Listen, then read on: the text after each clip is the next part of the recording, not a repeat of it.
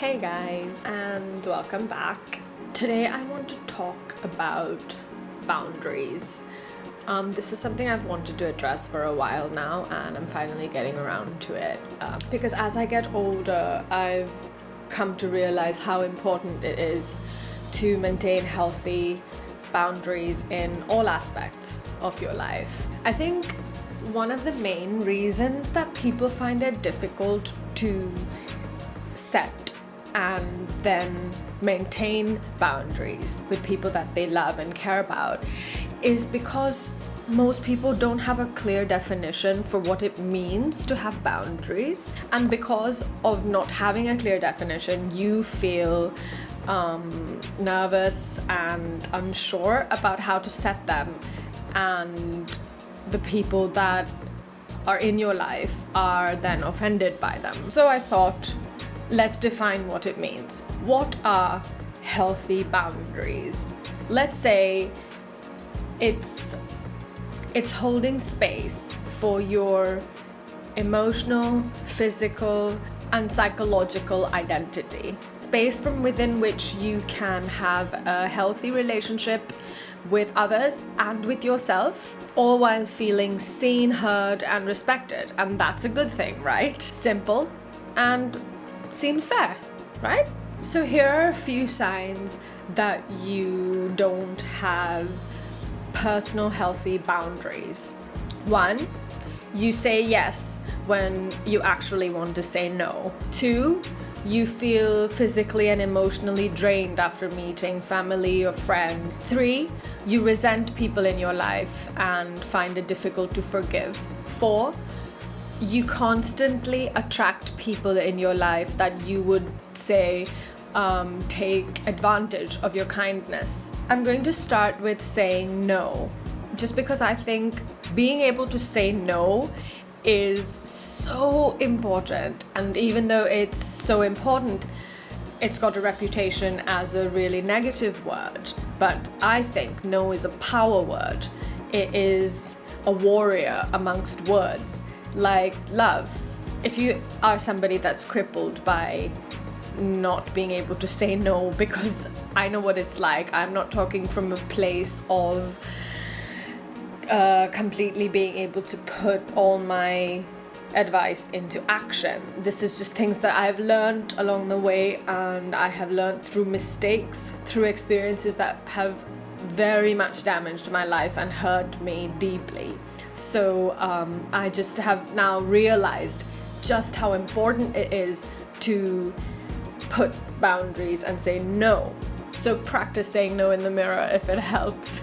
Not being able to respectfully decline something, and sometimes not so respectfully, but not being able to do that is, I think, a real drawback in society today. It's something that will really hold you back. I think honestly it's just bad parenting if someone has not made you realize and understand that you have the right to refuse the things you don't want. The focus is more on diplomacy and people pleasing when it comes to raising kids often. I think that instead parents should encourage their children to know themselves enough and to know where their boundaries are and to be able to set them and say no. But instead, we don't, and so none of us are happy, and we just go out into the world and instead demand happiness from each other. The second point, you feel emotionally and physically drained when you meet friends and family. The draining of your emotional and physical energy comes from not wanting to disappoint people that you love, from fear and anxiety. Anxiety that we won't be able to decline something that we're actually quite uncomfortable with, and the bottling up of our own personal needs. So instead of being unable to speak up for ourselves, unable to set boundaries so that we can love unable to be in a relationship that's equal, fair. And a lot of times when I say in a relationship, people misunderstand me and think I'm talking about romantic relationships. I'm talking about all relationships, any relationships with your family, with your friends, with your colleagues, with people that expect things from you, basically, which also includes your romantic relationships. We need to start setting clear boundaries. 3, you resent people in your life and find it hard to forgive. So I think that resentment comes from not being able to speak our minds, but then expecting people to read our minds. It's true to a certain point that the people that love us should be able to read our energy and read our minds in that way to a degree.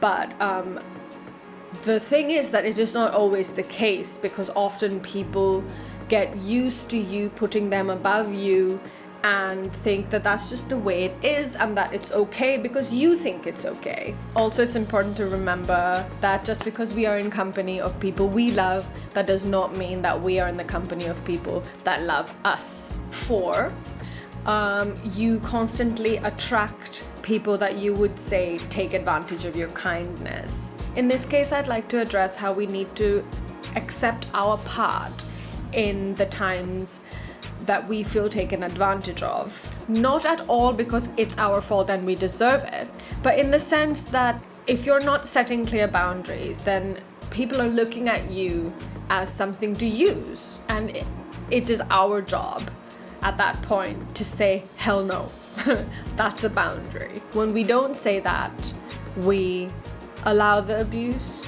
I know this is a touchy one because often when I have been in the past quite upset about something and someone has said to me, well, people can't do something to you unless you let them, it has really angered me and been like, wow, victim shaming.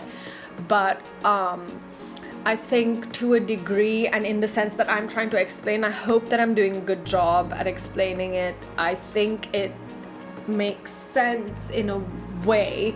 Of course, it depends on the level of abuse and the kind of abuse and so many factors like the age and relationship of the victim and all of that stuff. But I think in a sense that if someone is talking to you badly or treating you as if they are above you, for example, in a thing like that where you clearly have a voice and need to stand up for yourself and say, no, this is a boundary and you cannot treat me like this. And if you don't do that, but you hold resentment for them and are angry with them and then can't have a good relationship with them because of not being able to speak your mind out of fear, the thing you need to realize is that you have a part to play in that as well. And that part is to get over your fear of rejection and at least stand in front of your fear and be like, well, I'm going to try this, whether it works or not, because honestly, whether you try it or you don't try it, eventually you will lose that person, either because you haven't been able to set a boundary and you have in turn allowed them to hurt you, or you set a boundary and they don't like it. I know it is difficult because in a way we are conditioned to want people to like us, but at any cost? I don't think so. So with practice, everything gets easier, and so will boundary setting and being able to say no. On the road to setting your boundaries, you will hurt some people and some people will be angry.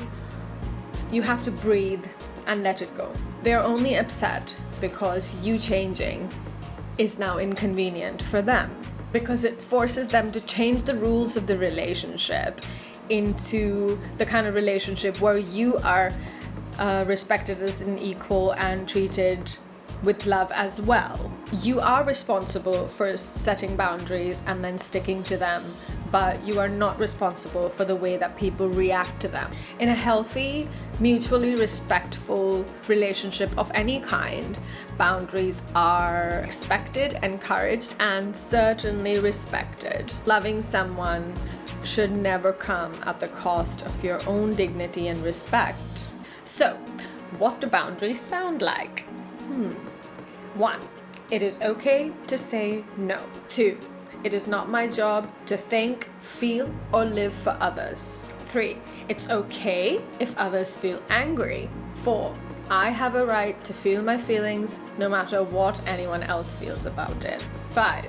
I do not need permission to be who I am. 6. Other people can disagree with me, but they cannot disrespect me. 7.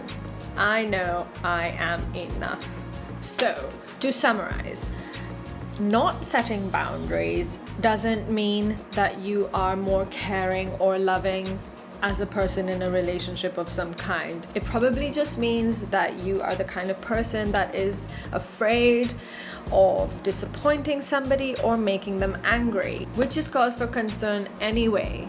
Every time you feel nervous, remind yourself of this. You shouldn't have to sacrifice yourself to show somebody that you love them, and you shouldn't have to sacrifice yourself for somebody else's comfort. There's nothing wrong with accommodating someone else's feelings or their comfort, but if it always comes at the cost of your feelings and comfort, they're not the right person for you. If you believe that this person cares for you and loves you, then you need to talk about why their comfort always comes at the cost of your comfort, and you need to rectify that. If your boundaries make somebody angry, then they are abusing you. Learn this and breathe. Thank you for spending this time with me. I really appreciate it. Like, comment, and let me know what you think. Let me know about your experiences and generally talk to me about this. I'm quite into the subject, but I'm going to leave it here for now because it's like sort of like an introduction to it. But if you want to hear more, if you have any questions, write to me in the comments, and share my videos, tell your friends, and don't forget to subscribe. Okay, bye.